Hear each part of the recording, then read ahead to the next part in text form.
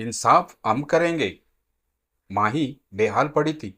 रह रह कर शरीर में दर्द उभर रहा था। पूरे शरीर पर मारपीट के निशान पड़ चुके थे।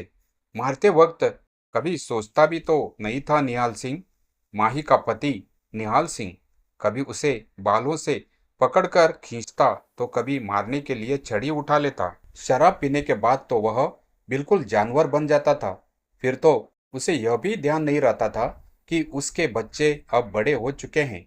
जब कभी उसकी बेटी रूबी माँ माही को बचाने के लिए आगे आती तो वह भी पीट जाती। 2 दिन पहले जब वह शराब पीकर घर में सबको गालियां देने लगा था तो माही ने उसे समझाते हुए कहा था, बस करो, अब खाना खा लो, सुबह काम पर भी जाना है। माही के इतना बोलने पर वह चीखते हुए बोला, अब तुम रोकोगी मुझे?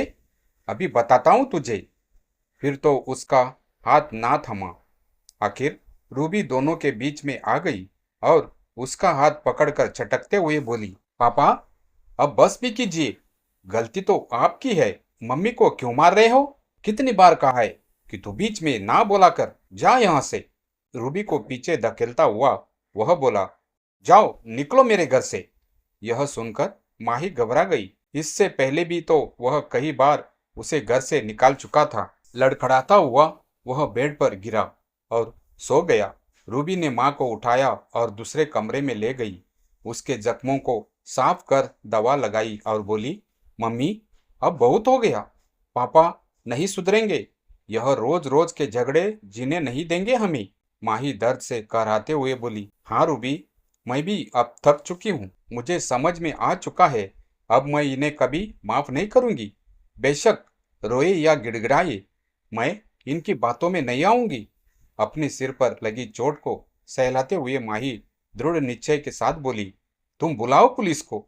अब मैं दूंगी बयान इनके खिलाफ। रूबी ने झट से पुलिस का नंबर डायल किया और सारी घटना बता दी। माही और निहाल सिंह की लव मैरिज हुई थी। घर वालों के खिलाफ जाकर माही ने निहाल सिंह का हाथ थामा था। दोनों भारत से यूरोप आकर बस गए थे। माही ने जब काम करना चाहा तो उसने कहा, तुम मेरे घर की रानी हो, तुम घर संभालो, मैं बाहर संभालता हूँ। कुछ समय तो बहुत अच्छा बीता, मगर धीरे धीरे माही को महसूस होने लगा कि निहाल सिंह का स्वभाव दिन ब दिन बदलता जा रहा है।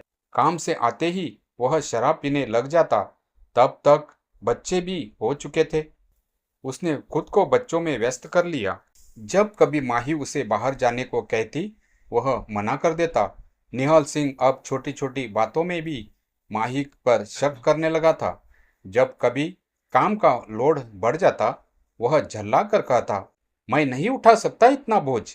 अगर माही नौकरी करने को कहती तो वह उसे पीटने लगता। शराब पीकर मारपीट तो उसके लीज रोज की बात हो गई थी। बच्चे डरते माँ के पीछे छिप जाते। वह अब थोड़े बड़े भी हो गए थे। उनका स्कूल में दाखिला करवाना जरूरी हो गया था। खर्चा बढ़ गया था तो माही ने निहाल सिंह को किसी तरह नौकरी के लिए मना लिया। पुलिस आती तो वह झूठ बोलकर उसे बचा लेती। ऐसे ही समय निकल रहा था। निहाल सिंह का मन करता उसे प्यार करता, नहीं तो आधी रात को उसे मार पीट कर कमरे से बाहर निकाल देता। वह अपनी तकदीर को कोसती, बच्चों के पास आकर सो जाती। इतना सब कुछ होने के बावजूद भी वह निहाल सिंह का पूरा ध्यान रखती। हर काम वह समय से करती। सुबह उठते ही सबसे पहले उसका टिफिन तैयार करती।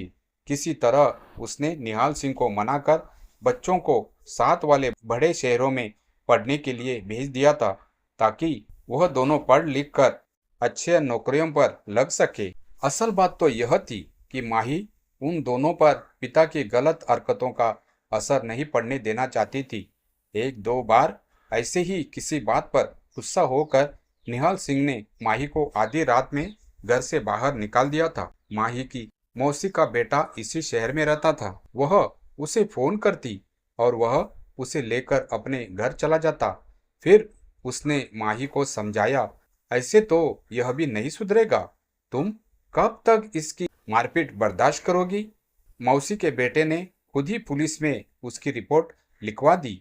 जब पुलिस निहाल सिंह को घर से उठाकर ले गई तब माही डर गई और उसने भाई को रिपोर्ट वापस लेने के लिए मना लिया।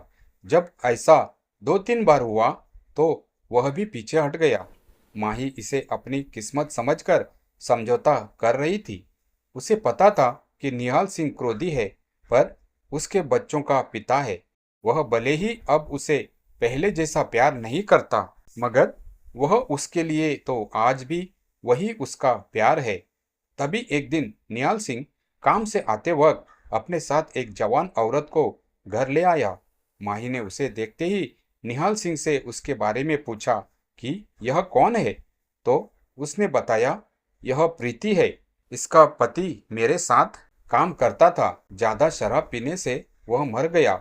मैं इसकी मदद कर रहा हूँ क्योंकि उसके बीमे और पेंशन के बारे में इसे कुछ नहीं पता। माही भोली थी। वह बोली, अच्छा है, आप इनकी मदद कर रहे हो, वरना कौन बेगाने देश में किसी की मदद करता है। अब तो जब भी प्रीति का फोन आता, निहाल सिंह भागा भागा उसके पास पहुंच जाता। एक दिन माही काम से वापस आई तो घर का दरवाजा खोलते ही बेडरूम से किसी के हंसने की आवाज आई। अंदर अंधेरा था। बिजली का स्विच ऑन करते ही माही की आंखें खुली की खुली रह गई। जब माही ने उन दोनों को बेड पर आपत्तिजनक हालत में देखा, शर्मिंदा होने के बजाय दोनों हंसने लगे। इसके बाद तो उसके सामने ही सब कुछ चलने लगा। यह देख माही का दिल टूट चुका था। इतना सब होने के बावजूद भी उसने कभी नहीं सोचा था कि वह उसे इस तरह धोखा देगा। जब एक दिन उसको पास बिठाकर वह बोला, तू हाँ करे तो मैं इसे भी साथ रख लूं। माही को तो काटो खून नहीं। उसने पक्का मन बना लिया कि अब वह उसके साथ नहीं रहेगी।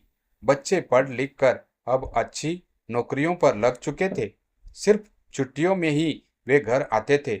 वे माँ को अपने साथ चलने को कहते, मगर वह जानती थी कि निहाल सिंह बीमारी का शिकार है। उसके खाने पीने का ध्यान उसने ही रखना है। इसीलिए वह सब कुछ बर्दाश्त करके भी उसी के साथ रह रही थी।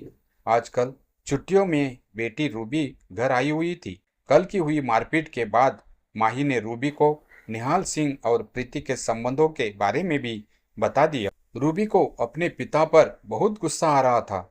उसने अपने पिता के खिलाफ रिपोर्ट लिखवा दी थी। थोड़ी ही देर में पुलिस आ गई। रूबी और माही ने बयान दे दिया।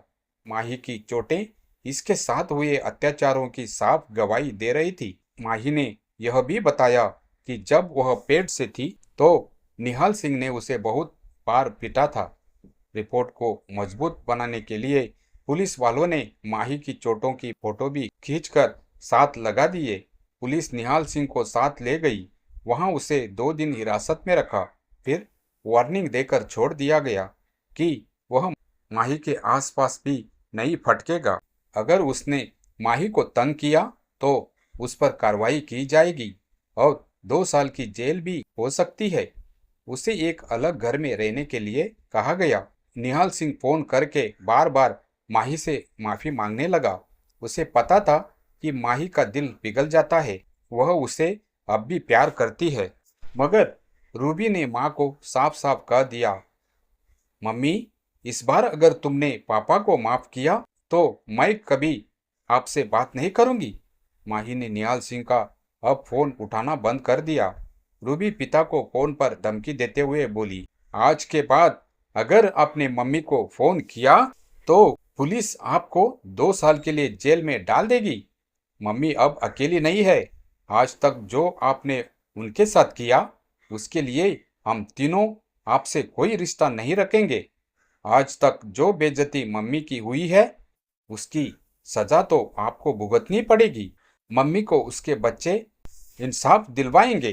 पहले निहाल सिंह गिड़गिड़ाया, फिर बेशर्मी से बोला, मैं भी तुम लोगों से कोई रिश्ता नहीं रखना चाहता।